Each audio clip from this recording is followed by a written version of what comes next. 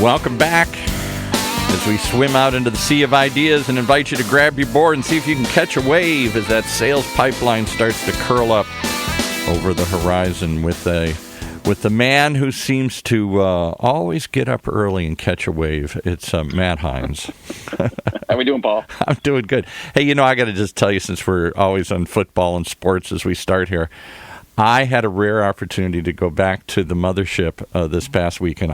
Was born in Minnesota, moved away when I was 1, got to go back to a family wedding up in the hinterlands, way up in the north part of Minnesota here, and got to watch the Vikings in home turf. And I'm telling you, it was both sad and exhilarating. It was exhilarating because they won, and it was sad because none of my cousins liked the darn team. And they all said, just pick another team.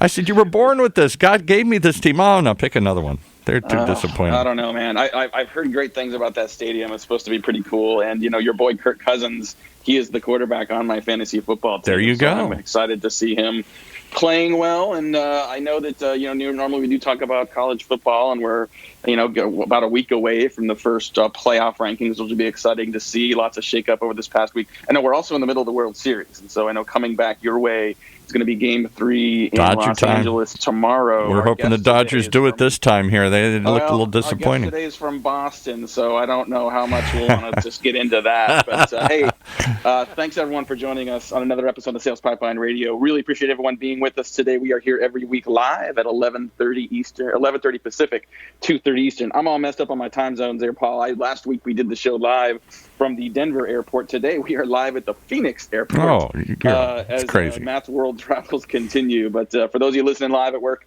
on the Funnel Media Network, thank you very much for joining us. For those of you that are checking us out through the podcast, really appreciate your listening, appreciate your subscribing.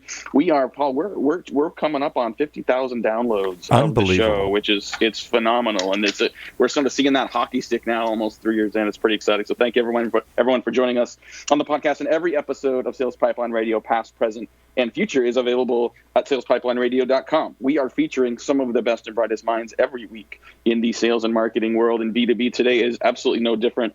Very excited to have with us Andrew Halley. He is the CMO Lego, And are you a Red Sox fan at all? So are you kind of excited now that we got a 2-0 lead here heading into LA? Yeah, I got to confess, I'm pretty excited.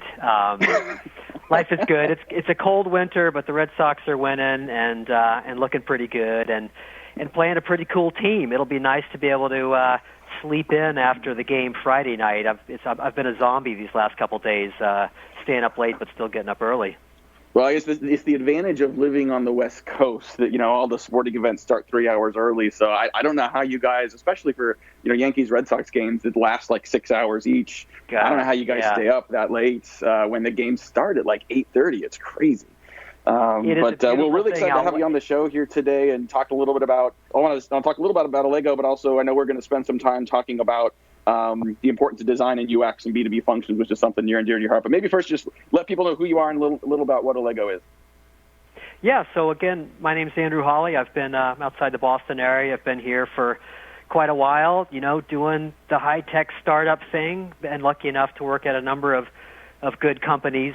Right now I'm at a company called Lego, and Lego offers what we call a modern sales learning platform that sales teams use to make sure that all their reps have, the skills, the latest, greatest information they need to make the most out of each customer conversation, that they're able to have. So they use it to, all the classics, onboard new hires more efficiently, certify reps on new product, new messaging, get reps to practice on their own instead of in front of customers, help managers get more coaching interactions without, having to go through the Phoenix airport where you guys are, and then importantly, kind of capture and share best practices across the team because, salespeople are in the trenches learning things every day, and the faster you can kind of capture greatness and get it across to all your reps, the better you're going to do.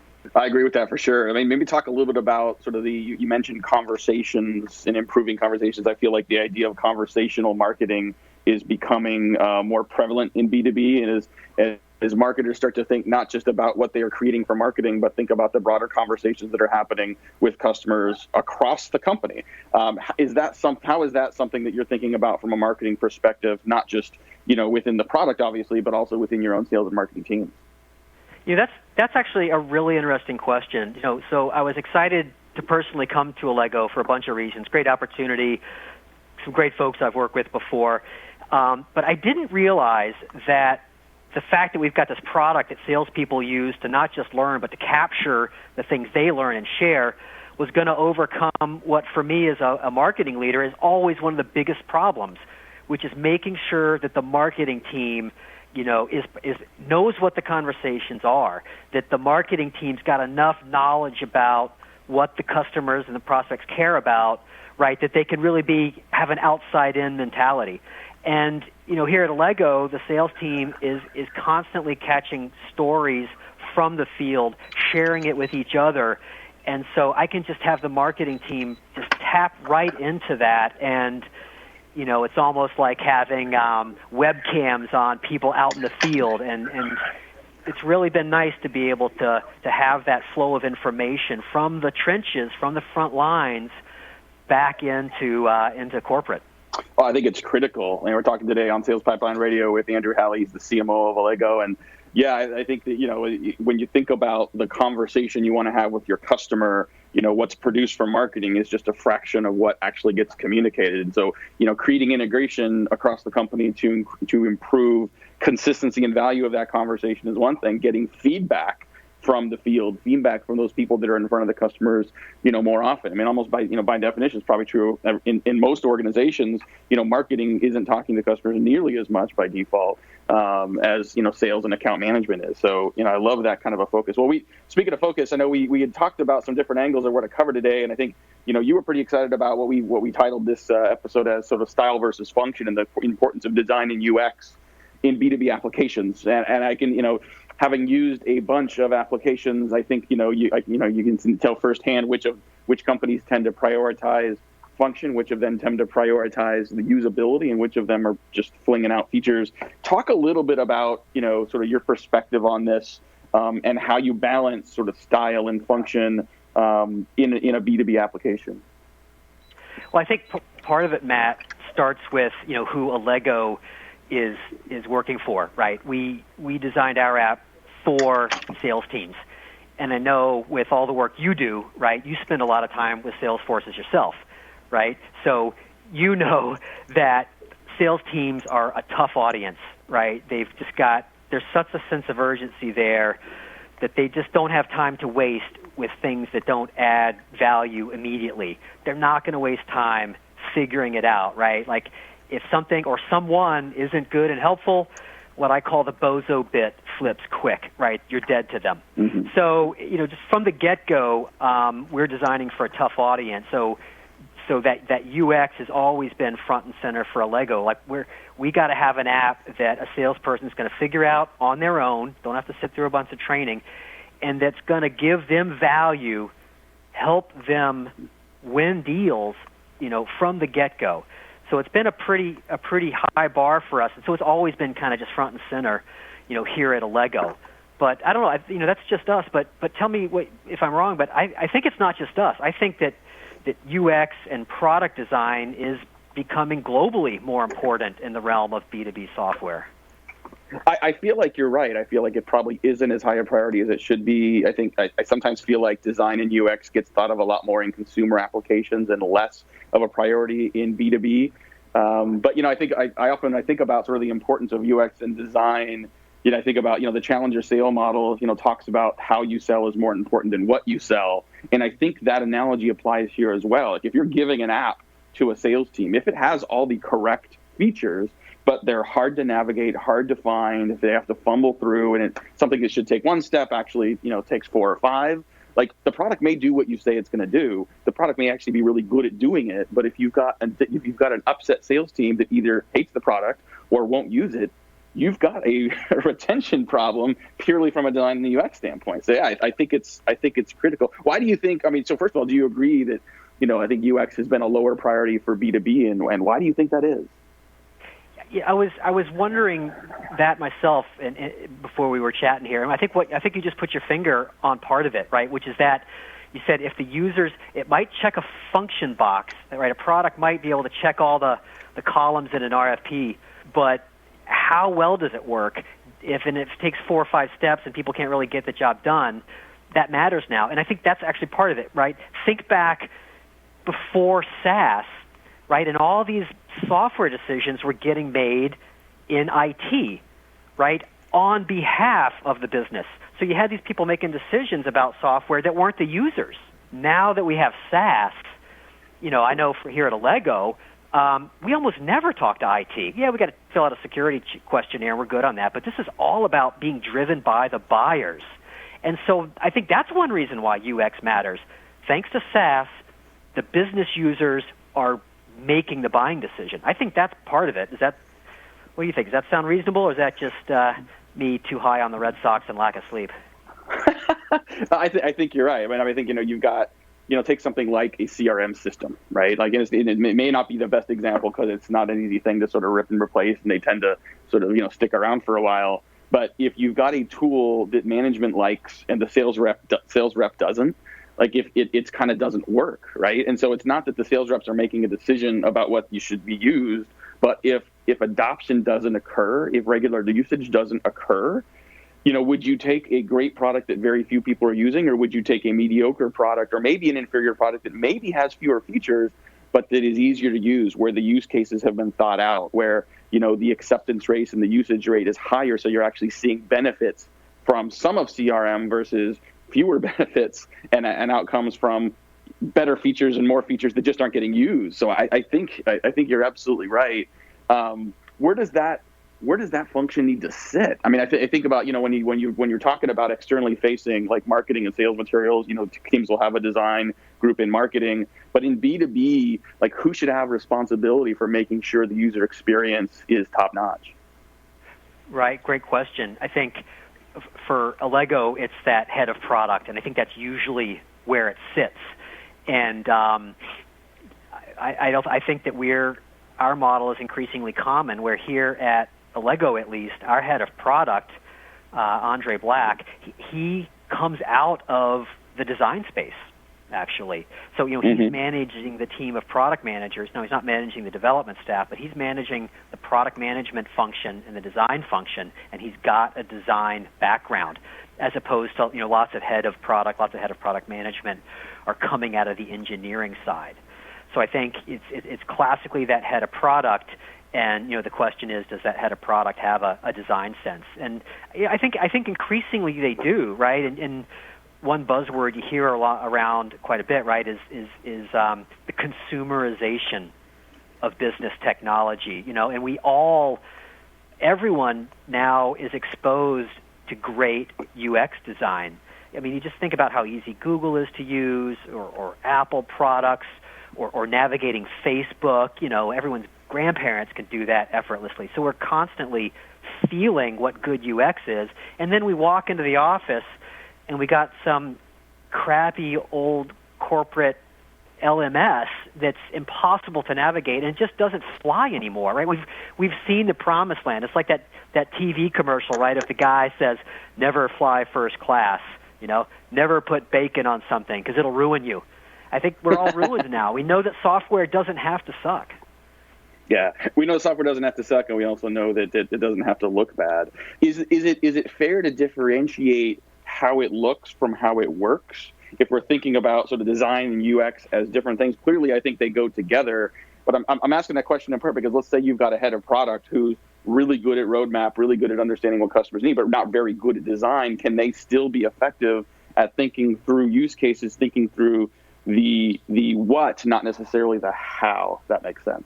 That's an interesting one. I think there's a couple things to unpack. One, I think you put your finger on a really important distinction that a lot of times, those of us on the sales and marketing side of the house, we conflate, right, style with design, right? And like the aesthetic, the beauty of something is different than its usability and design. And I think it's easy, to conflate those two.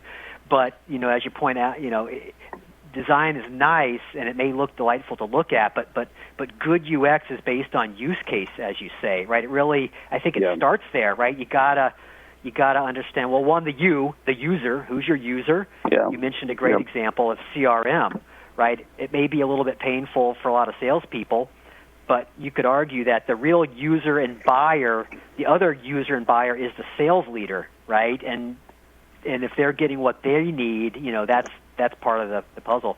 But yeah, it's got to design. I think style and design are not quite the same thing. And I think you're also right that I don't think properly conceived, I don't think they're in conflict, right? I mean, I guess maybe you could say if I think we're probably like a lot of companies where the colors in our app and in the web-based product, they are similar and they echo the corporate branding.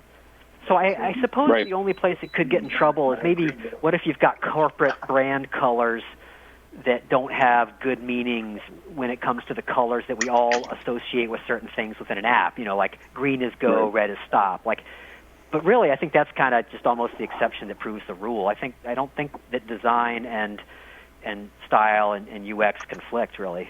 Yeah, I think that makes sense. Hey, we got to take a quick break, pay some bills. We'll be right back with more questions with Andrew Halley from Allego. This is Sales Pipeline Radio.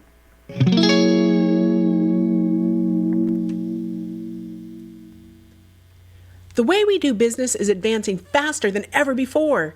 Yet amongst the disruptions, there's one pillar that stays standing through it all: the power of a relationship.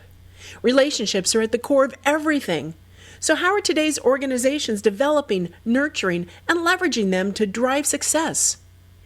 Download the new research report on the state of relationship marketing and learn how your team can bridge the gaps between relationships and revenue. Download your free report at heinzmarketing.com. That's HEINZ marketing.com.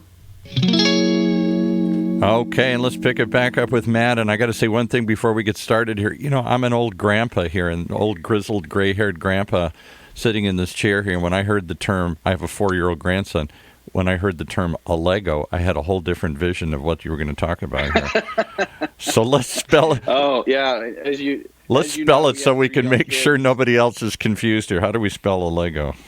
It's ALLEGO. Definitely encourage people to check that out at allego.com. Speaking of things to check out, Paul, I want to give a huge shout out to our show's new sponsor, MailTag.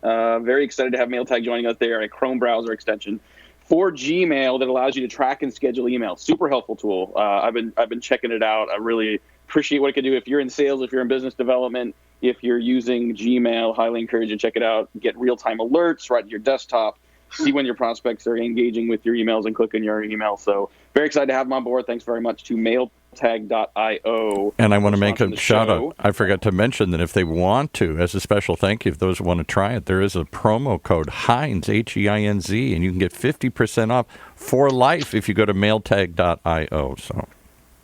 For life. That's amazing. So thank you so much for mailtag.io. Check them out. Thanks very much, the MailTag team, for supporting Sales Pipeline Radio. We got a few more minutes here with the CMO of Allego, and we're talking about the difference between design and function. We're talking about how important design and UX are as part of B2B applications. And Andrew, I think as you look across, I think you guys do a really nice job of this and clearly have been very thoughtful about what that should look like. How do you, what are some other applications or other companies that you think are doing a particularly good job of prioritizing and implementing better design and UX, especially in B2B? I think you just mentioned one, Google. In that there's a company, right, that it's clear they're not overly worried about making a product that's aesthetically beautiful, stripped down to just really let you get your work done as efficiently as possible. So they always come to mind, even more so than Apple, right, which has got obviously that's the first name that rolls off people's tongue when asked for what is great design. Now, I think there's lessons from Apple for us on the B2B side.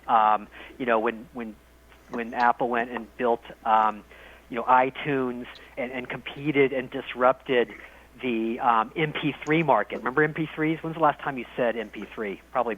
Oh my gosh! Yeah. Exactly. Oh, wow. They killed it because they delivered I think part of UX is like looking at the entire problem, end to end.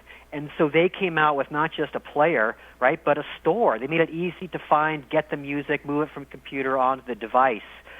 And I think that's actually a really good lesson. I know, for example, here at Allego, right, because we're designing for salespeople. Now, we're designing a sales learning and training and coaching program that's working great. But when we dove into the use case, what do salespeople do? Again, I can't remember. Was it Matt, you or Paul that's in the Phoenix airport? It's me. I am. So, Matt, you're about to get on a plane. Well, it turns out if we want to have sales managers spend time doing coaching of video, it's got to work on a plane. They've got hours to kill there. So we ended up having to figure out how to compress video. We have patents in video compression. That's not what we thought we would be doing. But if you're going to solve that whole user experience and you're working for a sales manager, it better work on an airplane. Yeah, that is for sure. A couple more minutes before we have to wrap up here on Sales Pipeline Radio with Andrew Halley. He's the CMO of Allego. Definitely check him out at Allego, ALLEGO.com. Before we have to wrap up here, a couple more quick questions for you. I mean, one is, let's say a company says, I buy into it, I get it, we need to prioritize this for 2019. Is it best to have a team internally that is doing this? I know there are firms, there are consulting firms, web dev shops that do UX as a function externally. What's been your experience in terms of finding the resources, internal or external, to do this well? So we do it here internally, but at Allego. But I think that reflects, Andre, our head of product. He has a background in design, so he's been doing this. But I would say I know for a fact that this sort of expertise can be pulled in when needed. That's one of the cool things about working in high tech right now is there's just so much talent available on a contracting basis, and even through some of these platforms like Upwork, that we're constantly surprising ourselves how much you can get done, with the worldwide workforce, if you will. So yep. We're not doing it, but I know for a fact that teams that don't have this expertise in-house can get it. Cool. Last question I want to ask you that is sort of germane to our conversation here today is around some of the people. We ask this question of everyone who comes on the show, some of the people that have been influential to you in your career and your rise as a marketer's executive. I mean, it can be professors, it can be authors, they can be alive or dead. But curious, who are some of the people that have inspired and taught you that you think other people should check out as well? Well, I think when I think who's been my mentor, I think of Carol Myers, who was the CMO at a company called Unica, which interestingly, we were competing with one of your prior guests, John Miller, when he was back at Epiphany. So Carol Myers, she's now the CMO at Rapid7, and she's just always been a great mentor of mine, as was Eric Schnadig, who was the head of sales there, and really taught me that, hey, if you're going to succeed in marketing, it's going to be because you work well with sales. So those are two personal mentors that I always think of first. As far as kind of who else is influential, I would say just some of the classic texts like Clayton Christensen's Innovator's Dilemma. That's something we think about constantly with our strategy, or is video and mobile and social, is that a disruptive innovation in the space of corporate and sales learning? That's a big one for us. And then we are literally doing the playbook of crossing the chasm, right? So Jeffrey Moore. When it comes to UX, I'll throw one out there for you, Matt, that I think is a really great one, and it's a super approachable book, and it's called The Design of Everyday Things.